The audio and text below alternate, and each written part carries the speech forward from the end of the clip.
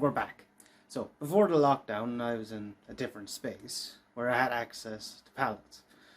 So I took apart a few of the idea of doing a project. And I'm finally getting around to it. 2 years later.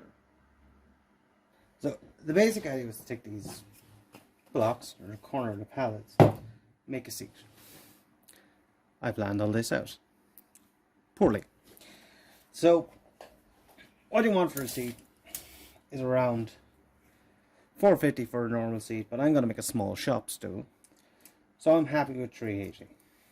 But I only have 9 blocks. So the plan is to use as much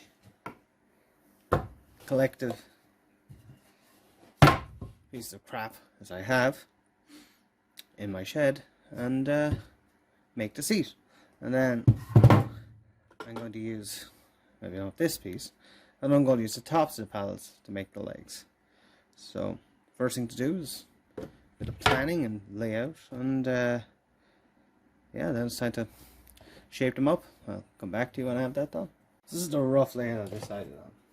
Again, I'm trying to get this roughly, the finish will be about 350 square. So layers are going to go end block, horizontal. I'm going to divide this. I'm going to cut this all the same height as the end block, make a glue up there. One of these. This is a leg of an old bench I have.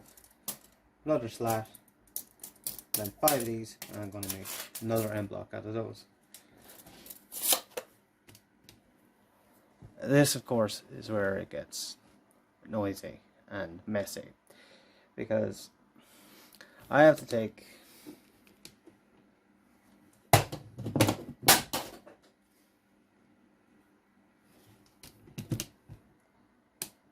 really? So I have to take these, which are dog shit, and make them square, so I can glue them together, and so I can glue them to everything else.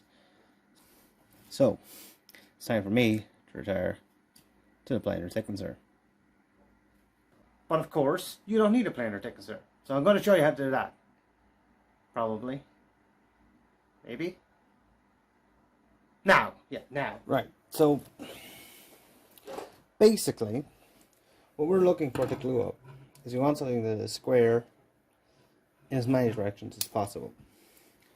So I'm just taking my engineer square, and if I cannot block the light, it's camera that take my engineer square, and I'll check size, and you can see there's a gap. This is a little better. That's it. That's a whole lot worse. So I don't have any square sides on this. So I'm going to have to pick the squarest face I can. I think if you don't have a ruler, is just use the back of this, hold it against the light, and you'll be able to see. So I'm going to call this my face side. And you do your face side and face edge, which what we often refer to as a little man. So circle down, your face edge is going to be his legs. Now, what I need to do then, take from my face side, this is a general marking rule, always work off your face side, face edge. I'm just going to score a line from where I want to cut to.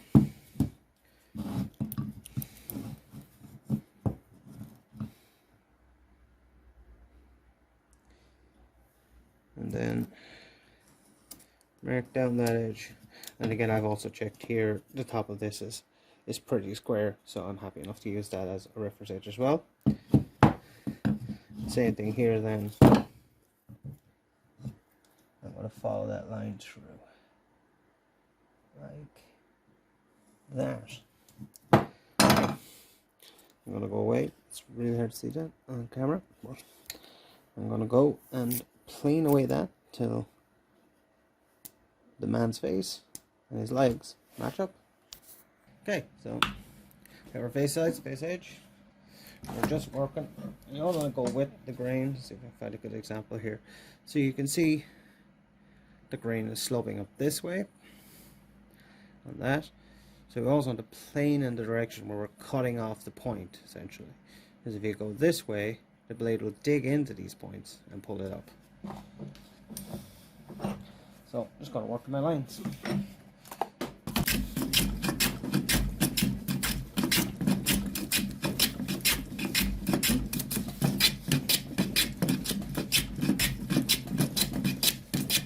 This process continued for quite a while, so I'm just going to skip ahead now. Using it at a slight angle allows me to cut a little bit deeper on more rough material. So I'm pretty much down to my line on both sides, and by following that line going back, it should be square on all. Let's see where we are. I can already see we're not quite there yet, so we're a little lower on that end. See the light? You can see the light there. And we're leaning towards the top. So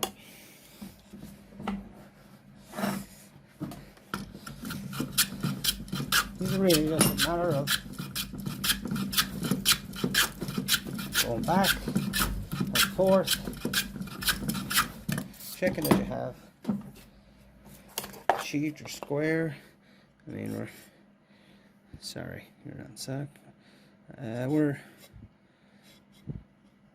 We're getting close there, so I'm just going to turn it down a little bit. Just take a little bit less off. And now, the full end of it, slowly work away that last little bit of badness in it.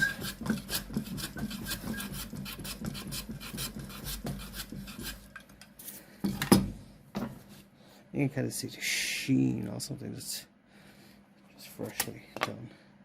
And that is close enough for rock and roll. So all you do then is you now have your face side, face edge, you give your little man legs, and then you follow on from there, always using those faces. So now I can use this face to mark how much of this I'm going to cut off, work my way down, and then I'm going to come from here to square that back. And that's basically how squaring stock by hand works. But that takes a lot of time and it's not much fun. So I'm just going to get out the big tool. Sorry, very much so child. Hello there. The principles involved here are pretty much the same. You use square base and square top. That's why I was checking with a square that the top of the fence is completely square. So just give that a little pull in to tighten it up. And exposing the minimum amount possible of this whirring blade. So you can see here I barely have that covered. Never ever operated without this cover, because that's going to cost you hands kids. So I'm just going to move this in. I'm going to do the blocks first. Now I've marked these the same as I've marked if I was doing it by hand. I'm just giving myself just a couple of mil curves. That means that no matter what happens, the finger can't get down on the blade. Again, this is set pretty aggressively, so I'm just going to take it about a half a mil.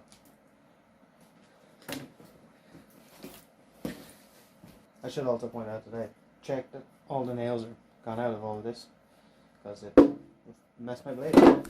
So when I zoom in here, you can kind of see where the blade carriage is. You definitely don't want your hands anywhere near there. Hearing and eye protection. Never forget about them. Because this is noisy. And you can get bits flying.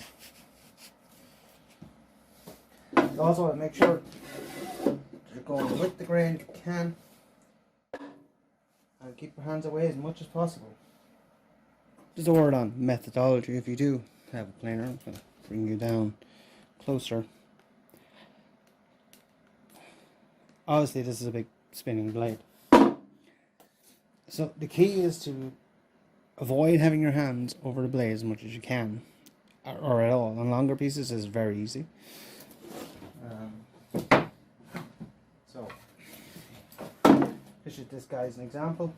So as you're pushing it behind, and you keep moving like this, and you get enough over there, you put a weight on this, work your way through. Again, always avoiding the blade, never inside the screen area.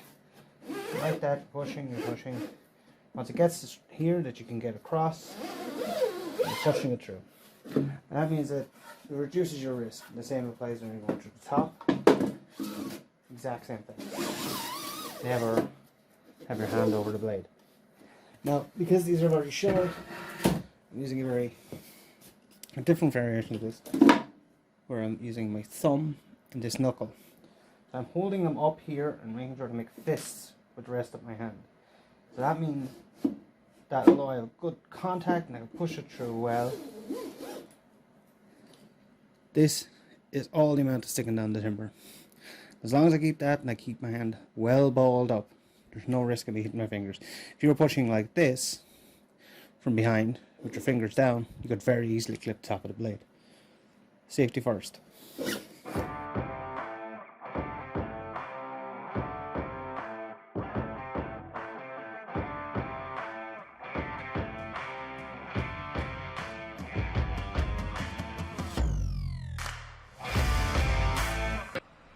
So, sorry. No titanium defenders, cannot beat them. So, the principle you're going through here, which I think I didn't explain well, you're using the same idea of the little man, as I always call them, P and a V, whatever you want to say it. So, when these come in, they're not, these are blocks that are cut deliberately to be used for this job. So they're actually often kind of sort of like this because of the expansion and contraction. So what we're doing is we're taking the best two edges. I say this one's a bit straighter, and I'm marking that as my face. Then that's all I'm putting against here. So light pressure against the thumbs and forefingers to push that through against the fence, because I know the fence is square, until, well, actually technically it's this way, until I get this and this in line, and then I'm taking note of, normally I just remember of what side it is. So when I want to do the bottom, I'm putting this against the fence, and then I want to do this face, I'm putting this against the fence. That way you end up with as square as possible. Whereas if you weren't paying attention to that, you would end up reforming this rhombus shape, no matter how hard you tried. So just always remember, always work off your face side and fix it.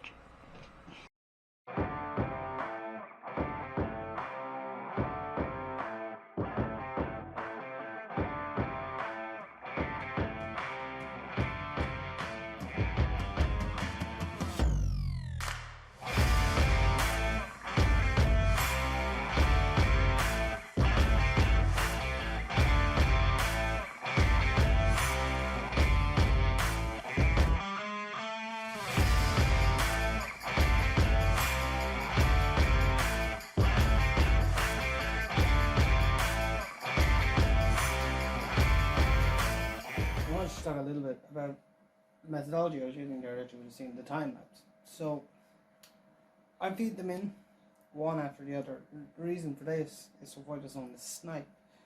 I have a quick little sketch here I'll show you. So basically within the machine you have a feed roller and a turning blade.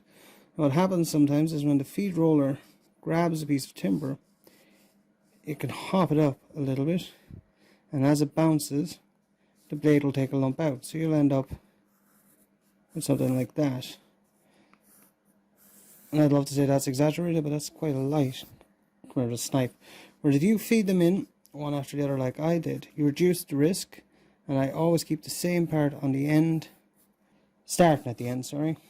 So that means the snipe only happens on those two boards, so I can cut it off. Whereas if I was leaving gaps, every board would get a little cut off the end.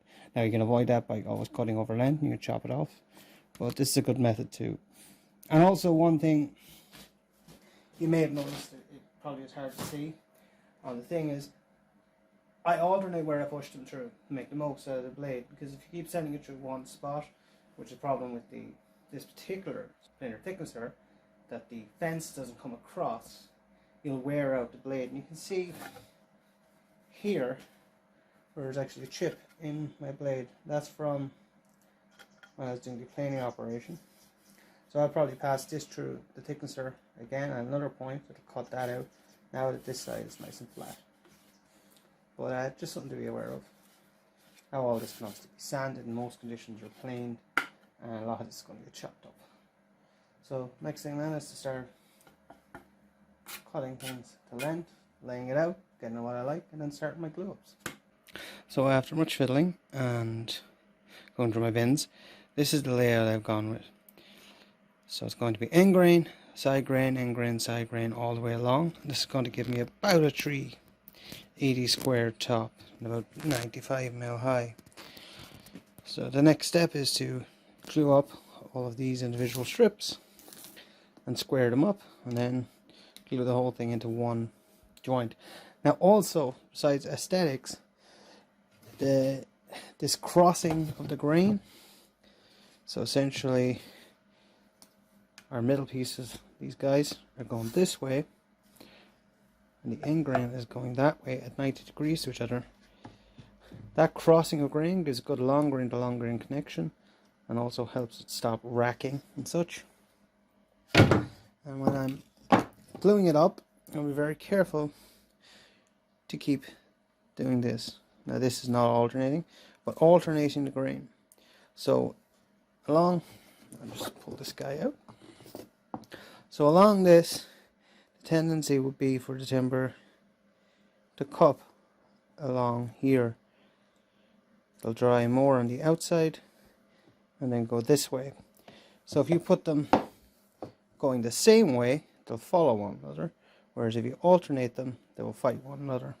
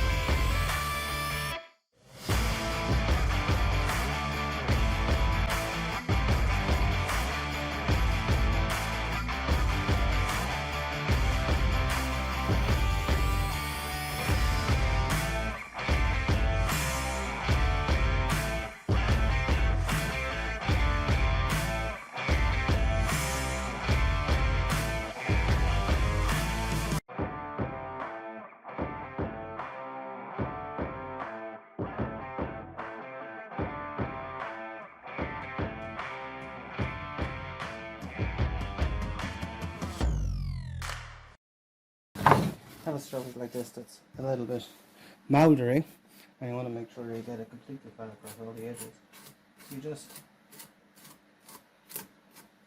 cross hatch it like this with a pencil. This works for any surface you're going to level out. So you're going to work away, which you're doing with a normal plane or whatever, until all of that disappears. That'll apply when you're flattening nearly anything, but it does help with this. So as this is roughly the midpoint of our video, I think it's time for a word from our definitely 100% real sponsor. Hey you! Yes you, Billy Gibbons Goat Gruff. Are you tired of being about as attractive as a staph infection? Do you no longer want mothers to cover their children's eyes and pull them away when they see you in public? Then what you need is new OCD hair in a can. Transforms a baldy no mates like you into a member of society that people can bear to look at. You OCD hair in a can, crafted with only the finest ingredients. Grab yours before some other baldy no mates does. Warning, effective distance 200 meters. Do not operate within 3 miles of a naked flame. Possible side effects include loss of hair, loss of life, loss of the ability to sail or pee, spontaneous bursting into flames, spontaneous bursting into a song, inflated opinion of oneself, inflated opinion of inflatables, transference of your soul in completion to the demon behind, gradual, sudden, or instantaneous transformation into a goddamn sexual tyrannosaurus. OCD hair products is not liable for, well, anything, because we're not a real product. Editing mic here. Turns out I forgot to turn the camera on when I glued up the top, and then did my run into turning the legs in another part of the country. But imagine I did. So I've now magically apparated across the country to the OG OCuana Designs, my dad's workshop, because that's where I keep my lathe. So I'm going to start turning legs, which is also fun. So I have these glued and squared up. So to turn on the lathe, we need to find a center point. The easiest way to find a center point on a regular object like a square or rectangle is by diagonals. So let us bring you down to the top. You can see here, top of our timber. And all we're going to do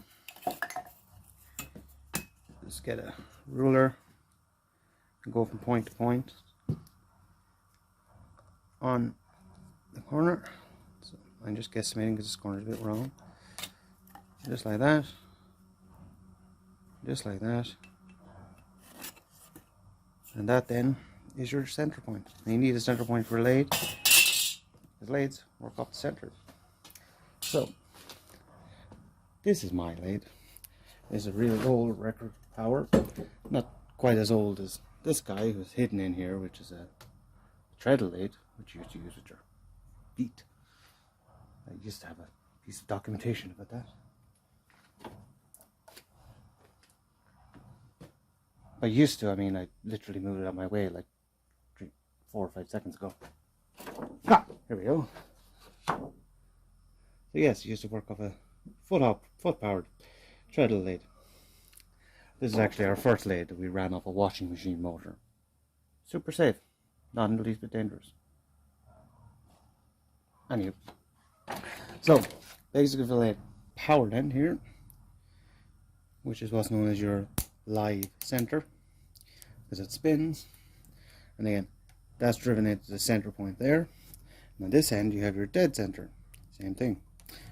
The dead center is dead inside. Its parents didn't love it. No, the dead center doesn't move. So the keys for turning is be very careful. You always want to be coming in just slightly below the midpoint with your turning tools. And always use turning chisels, which have really long handles and give you a good grip. Or if you're like me and you own tools in the Victorian era, make yourself an extension handle for a chisel that has steel that's better than any steel you'll ever buy. Didn't buy this. It's my great grandfather's. The chisel, not the extension. I made the extension. So yeah, and this is where safety first is super important. You do not want loose clothing or long hair near this machine, because it will, as it rotates, I'll turn on and show you. So it rotates at a fair old lick. So it can grab your hair, whatever you're holding, and drag you in. Not very pleasant. So, short sleeves, sleeves rolled up. I will knot these and put them inside my jacket because I don't want to get pulled into it. And of course, I have my beard, knotted, tied up, so it cannot get pulled in. Also, just general, take the rings off. Ring avulsions, not fun, kids. But yeah, we're ready to go. And safety glasses and such. Face shield is also good depending on what you're using, but safety glasses definitely. So, with absolutely everything to do with woodworking, there's more than one way to skin a cat. And although, like, a lathe is a really old tool, 90% of people who just casually work probably don't have blades.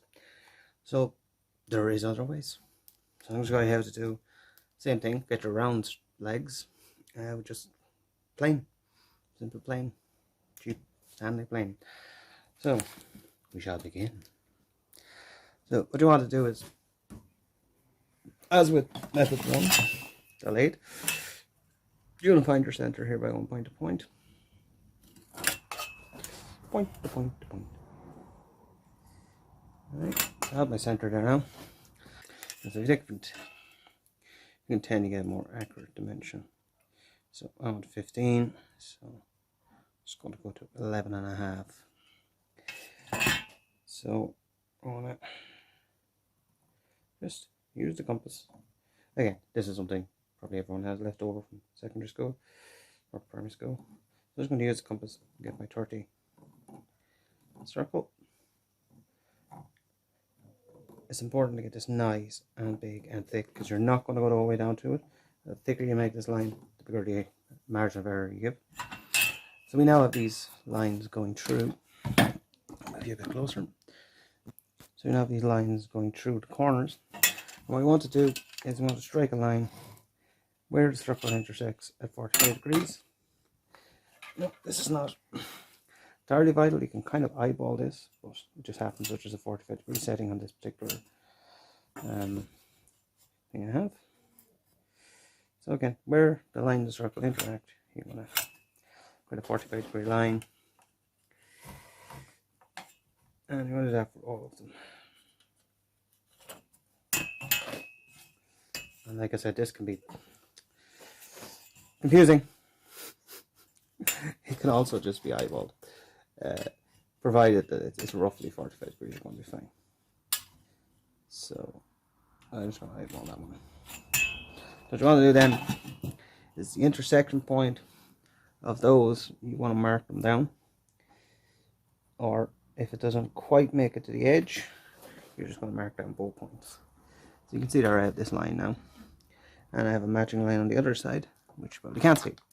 The lines here, I have a line on this side and a line on this side.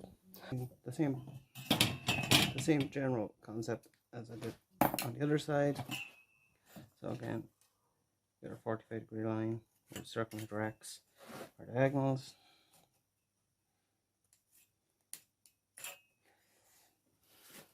Strike her out nice and deep.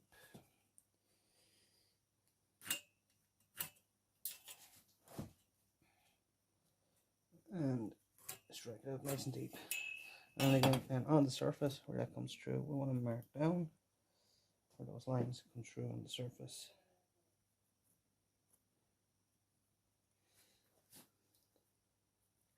Now the reason we're doing that is that's going to give us our basis for where we're going to mark. We're going to take out the material. So I want to move this side, so I'm just looking here. So I'll just take these two lines. Again, double checking they're the same line you want. So line up those two lines. Mark that for myself. Do the same on this face. There. There. Now for you can do one corner at a time to aid in your not being confused. And again, I'm going to just remove that mark. So essentially, what I'm doing here is I've marked this so I can remove this whole corner. Right? And then I'll do the same. I'll remove this corner, and then this corner, and then this corner. And that'll leave us with a square shape at the bottom that fits around the circle. Then we'll repeat the same general principle. We're going to take off this point, and then this point, and then this point, and this point, and all of a sudden then you have a octagonal that fits around your circle. And you just keep knocking off edges until eventually you get a circle. So you have your waist. It's important to mark your waist, and that's why I like doing one edge at a time, so I don't put the lines in the wrong place. And we just start working our way down, biasing towards the thin end, and we'll just try to hit those 2 lines that we've created, and again checking at the end that we're not going past the circle. Now this will be much wider on end than that, and it requires a lot of elbow grease, a lot of time.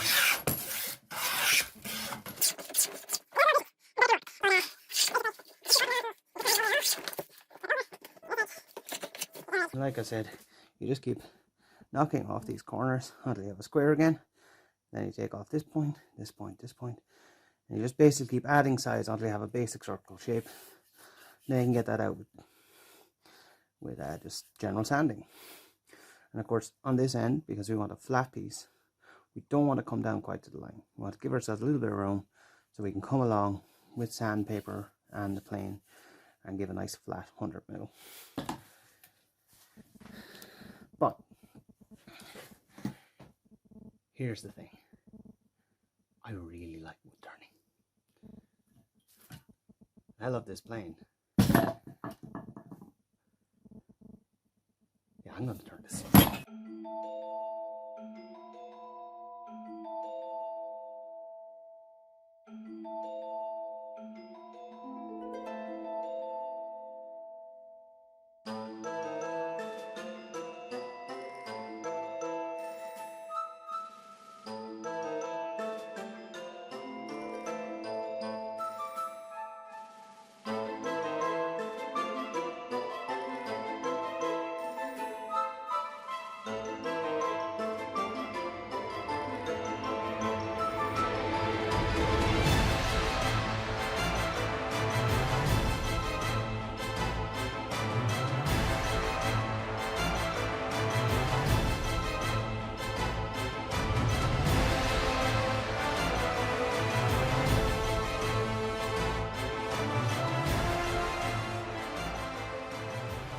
Now for my favorite step, staining and varnishing.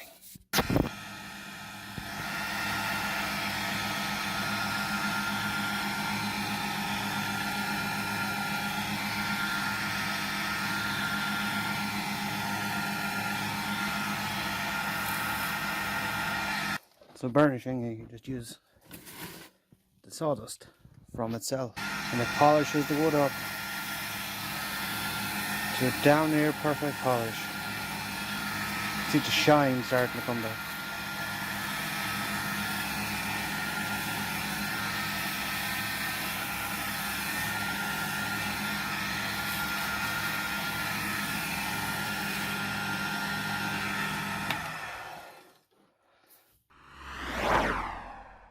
Okay, so I'll glue up my block.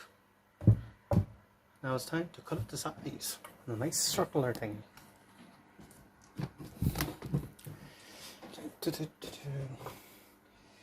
So we're just going to put the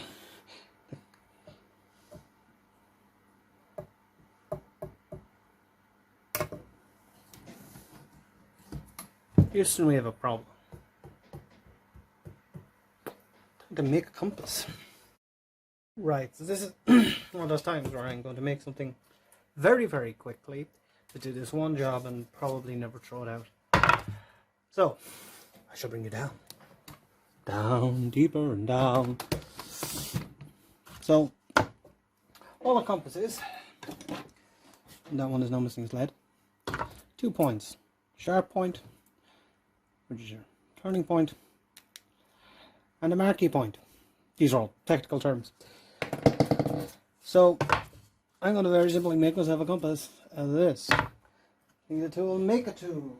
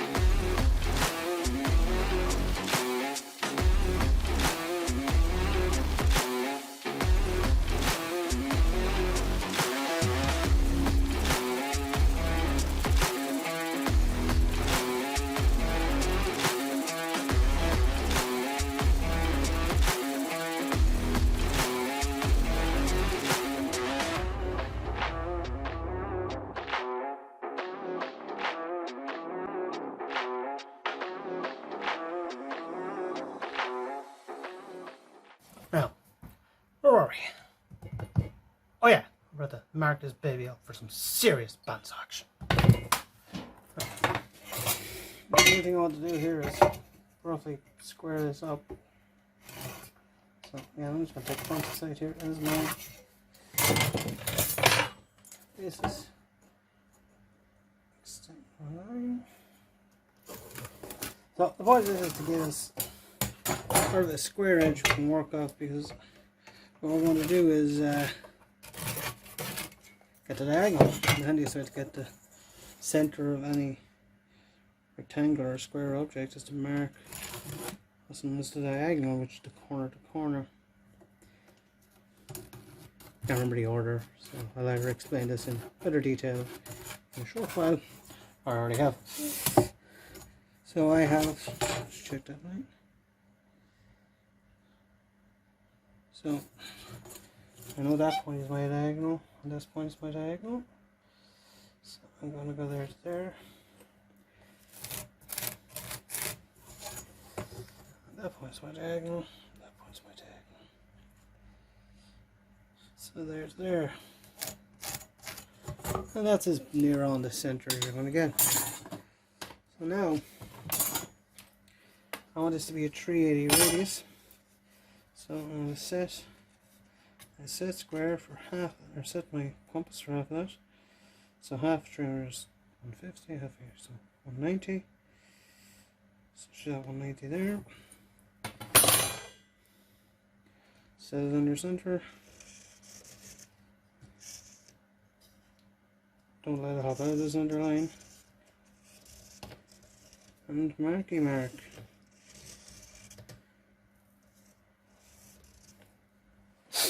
Hell's bells and buckets of blood. Okay, so despite my calculations, we're slightly off. So we're going to go slightly smaller than 380. A concentric circle within that. How far this is rough for my marker's good, and also I'll be cutting all this off. So let's see what I ended up with there.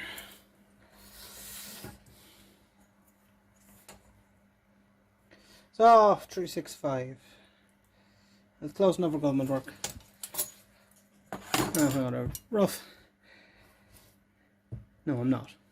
I'm going to mark the positions and drill the positions of my legs before I cut this out, because I have a nice square base. When I shape this, I'm going to give the bottom a dome like that, so it'll be harder to mark it. So when it's still in the square, we'll mark up all their positions. So here I'm just marking up the positions of the holes for the legs based on my drawing. So I'm going with a 5-degree angle here. I'll explain that a bit better later on, and just making another use of my newly made compass. Important point when you're doing a lot of layout like this is to make sure that you delete any erroneous layout stuff. You can see here in a second I put a circle on the wrong point and correct it, but I end up messing up and drilling that hole later on, which you will see as I look very downtrodden. So now the time's come. We must face the final curtain. Not quite. So now it's on the board for my legs, and my legs are on a 5-degree splay both ways. So for that I've created a little jig, and I'll bring it down and show you. This is just a piece of scrap that I have cut on a 5-degree. That's not 5, no. Loopers. 5-degree going this way, and then on the end I've marked a 5-degree line going this way. So when I'm boring my holes,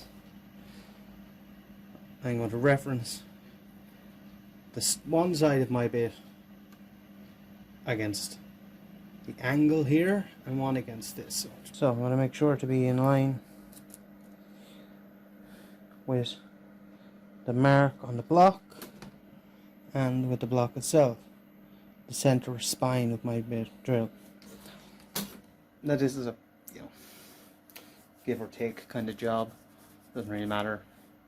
What I could also do is set up a jig where I would drill a hole through and then follow with a forstner bit but I'm using a spade bit, and spade bits tend to rip the crap out of that.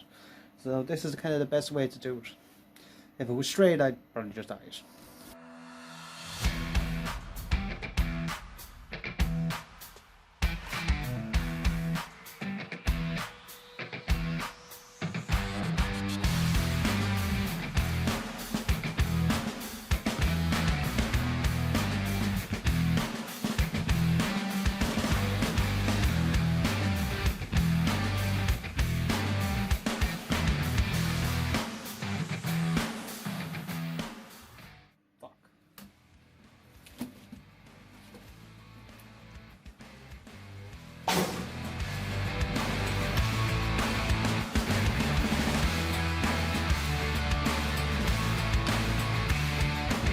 So, the important lesson to remember is to always have your layout and your lines you're going to act upon very different. Or about your layout lines if you can. Because you might do something stupid like I did and drill a hole in the wrong place.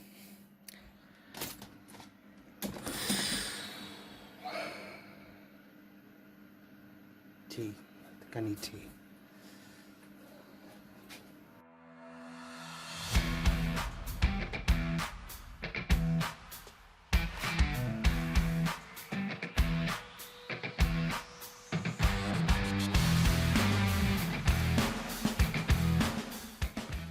Right, so now I'm trying to smooth out the inside of the curve on the top. So I just scratched all along this with a pencil. I'm going to work away all the pencil marks. So ideally when all the pencil marks are gone, that means I have no dips or hollows anymore. Oh yeah, carving time.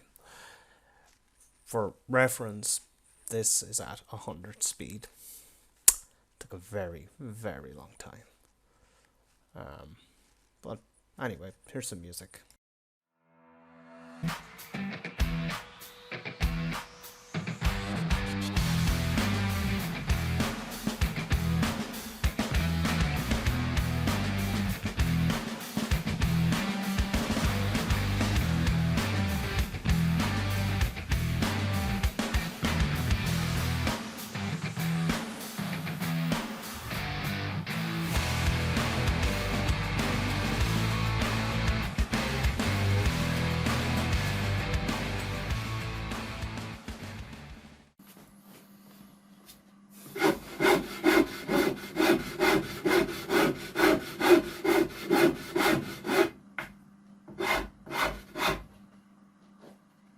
Oh, hello there. So I've had a lot of hours more sanding and fettling and filing to get this to the shape I want. When you're doing this, I cannot heavily recommend one of these enough. This is known as a Japanese saw rasp. So on one side it has really coarse saw teeth, on the other side it has finer saw teeth. But it just eats timber. It's perfect for this kind of shaping where I'm working this down to the edge and getting this done the way I want it.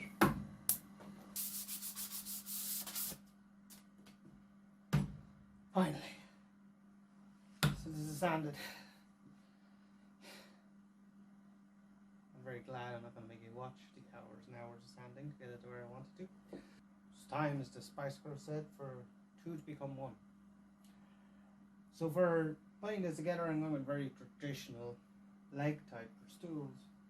So essentially what I'm going to do is, as I've done here, is cut a groove in the end of this and then just show on when it's hammered in. I'm going to put a wedge in. This is a piece of teak which gives a nice colour difference.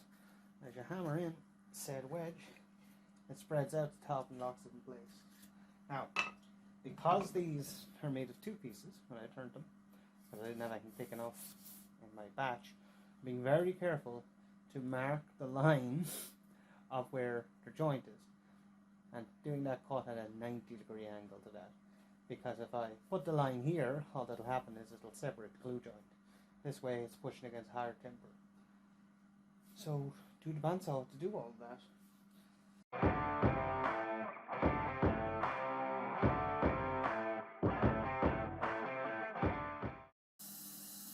What are you doing all the way over there? This is the fun part. Come on! So now it's glue up time. So, along with the mark on the top, I put a mark on the bottom here. So as I'm hammering it in, I'm going to keep them at roughly a 45-degree angle to these spurs going in. So, sorry, cheap brush I've cut down. I like to paint these kind of things so it's messy. And just simple white wood glue, because it can be walked. Simple white wood glue can be washed away just with a cloth. A damp cloth. So I'm just going to soak all the inside of this joint. Ensure I get everywhere. There will be squeeze out, but it's better to have too much than too little.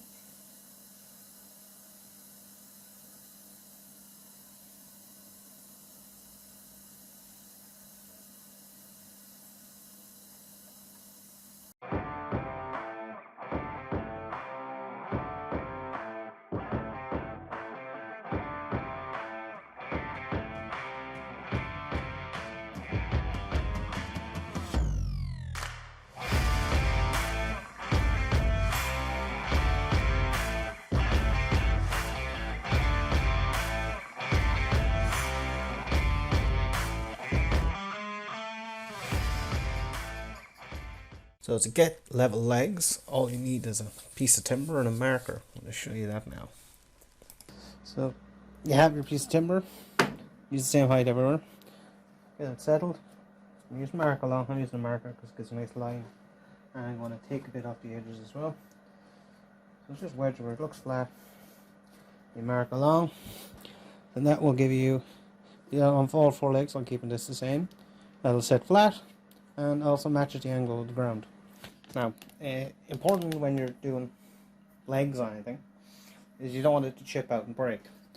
So what I'll be doing is when I have these cut to size, I'll be wasn't arsing the edges. So just show on a piece of scrap. So I'm just going to cut the corners off all the edges. If we imagine this is the bottom of your leg, this place anything that's going on the ground. And it just stops the edge catching or breaking off. So I'll probably be doing that with a sander for these. But I'm going to finish marking them up, I'm going to cut them, and then that'll be that. Time for sanding and finishing. Forgot to film this, but all I did was cut these as close to the surface as I could, and then I chiseled them flat with a mallet and a chisel. I'll then go over the whole top again with all the grits I have. That's the finest grit to get everything nice and smooth for sitting. You don't want splinters in your ass! Now for my favourite part, adding the finish. So for this I'm using just a Danish oil because it's going to be in my workshop. You can see how all those different grains and different grain directions really light up. So I'm going to let myself finish that with a bit of music.